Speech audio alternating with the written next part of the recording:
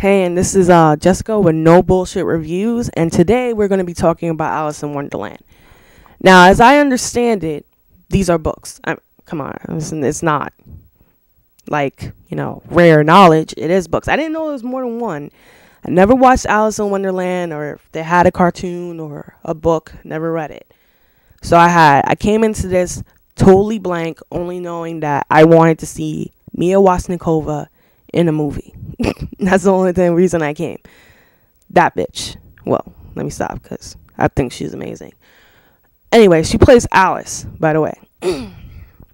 And if you didn't see the last video about Avril Lavigne's video, she is, if you want to see more of her, or you want to check her out, or see if she really is as good as I say, then you should go and search In Treatment Season 1 Sophie's episodes or whatever, and you'll see what I'm talking about, or rent and watch Defiance.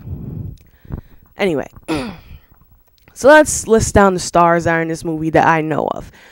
Let's see, there's Johnny Depp, of course. When hasn't he been in a Tim Burton movie? Like, Johnny, stop it with these weird ass roles. Okay, it does not appeal to me. I do not like this, oh, look how psychedelic and on acid I am.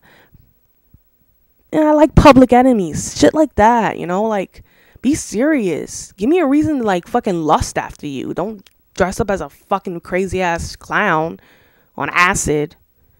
Really? I'm not saying that no actor should do this, but come on.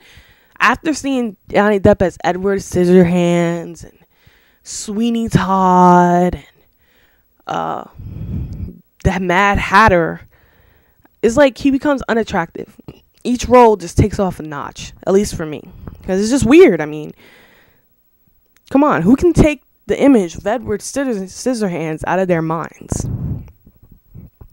I know I can't. Anyway. Anne Hathaway's in this movie, mostly posing. Now, I was disappointed about this. You know why? Because I watched Rachel Getting Married, and she blew me away, and I was like, oh shit, Anne Hathaway is the shit right now. Seriously, I was like, oh my god, does this really happen? People, watch Rachel Getting Married. It's good. Now, again, I've been watching Anne Hathaway since The Princess Diaries because that was really good, whatever. Anyway, I know, right? I can't escape the movie. I have nieces. Anyway, although that was a good movie. And I believe the short lady who plays the Red Queen, I don't know her name.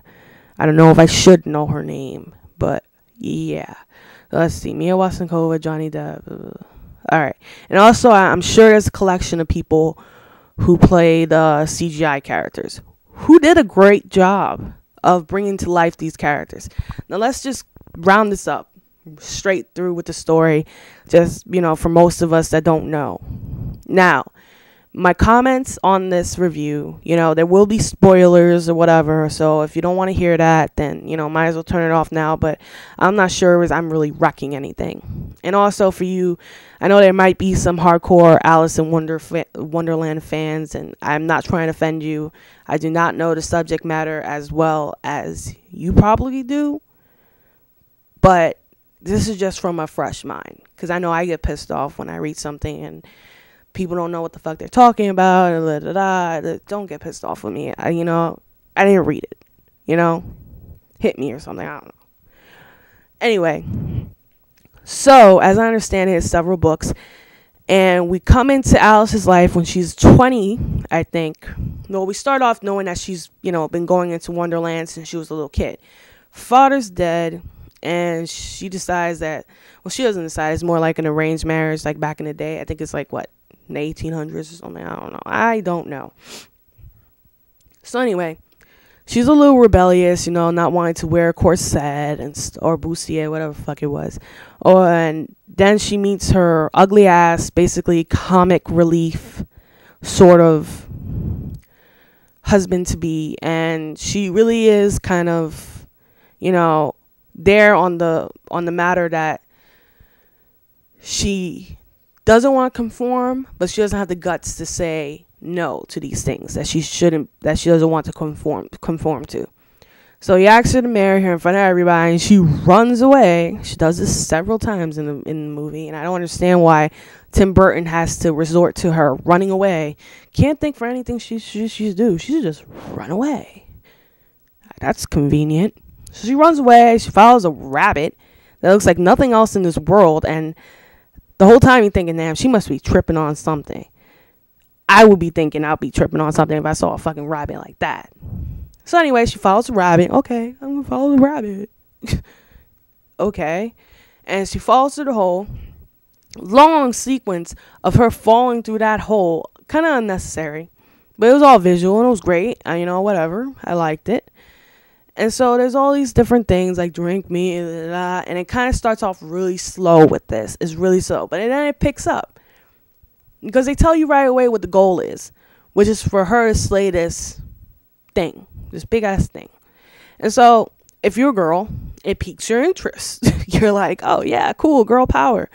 So you're waiting for her to slay this thing. And that's what basically keeps you seated for the whole movie. If it wasn't for this and the 3D effects, you wouldn't be seated. Mind you, since that's probably the biggest letdown of the movie, the beginning. Not the biggest, but one of the letdowns. Mind you, that here's some of the, let me just finish the thing. So she needs to slay this dragon, and she meets like the Red Queen, the White Queen, who's the good one. The Red Queen is in power now when she returns to Wonderland, and she's running around like, off with your heads, everybody. She's a controlling person, and she forces people to like her, but no one does. That sort of thing. And so people are waiting for Alice to come back and slay this monster so the White Queen can come into power and stuff like that. And Wonderland will be saved. So, of course, along the way, she meets the Mad Hatter, whatever the fuck. So that's the basic story. And let's not pretend like we don't know that she's gonna save Wonderland. Let's not pretend for a second. All right, so she does. All right, so let's get this down. Pros and cons. Okay, I'm just gonna do pros and cons, and I think I'm gonna go to a second part. Because there's a lot to be said about this. And, I like to be thorough. Anyway, pros and cons. The pros I liked about this movie is the 3D effects. Absolutely amazing. They're not blurry. Clear as day. And actually come at you. That butterfly came, it's pretty close. My niece was like, and I was like, yo, bitch, come on, man. Like, I've never seen 3D before. But yeah, it was amazing. CGI was great. I can't say anything about the voiceover for these the animals, because that was great on the money, and the visuals. But that's about it. That is about it that this movie provides for us viewers. And there's a lot of cons that come with this. Like I said at the beginning. Also, the characters are very two-dimensional. A lot of people might say, or Johnny Depp might sit down in a chair and give you a lot of shit about, oh my God, I've been waiting to play the Mad Hatter. He's such a complex character. I didn't see much complexity. He says kind of things. I got that they had, like, Alice and him had a brother and sister relationship, but it seemed kind of, I want to get in your pants almost. At least to me. But yeah. Anyway, but all the characters, except for the little woodland creatures, are kind of not two-dimensional. Well, they are kind of two-dimensional. Everyone's entertaining, but they're so two-dimensional because there's so many people there. And so many people to get on there.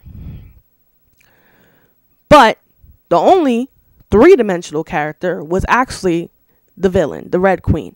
She was amazing. She was great. She was funny. You kind of got a sense of why she did things and how she did things. And you wanted to see more of her. She was funny as hell. I love that, whoever the fuck her name is. She has a gigantic head. And she was awesome. But why are the only person that we see in this movie is the villain? Like, why? Not only we see. Why is the person that we want to see most of is the villain? Because she's the most interesting. We'll pick that back up on part 2. Stay tuned. And I'll tell you the rest of the cons and also give you the score.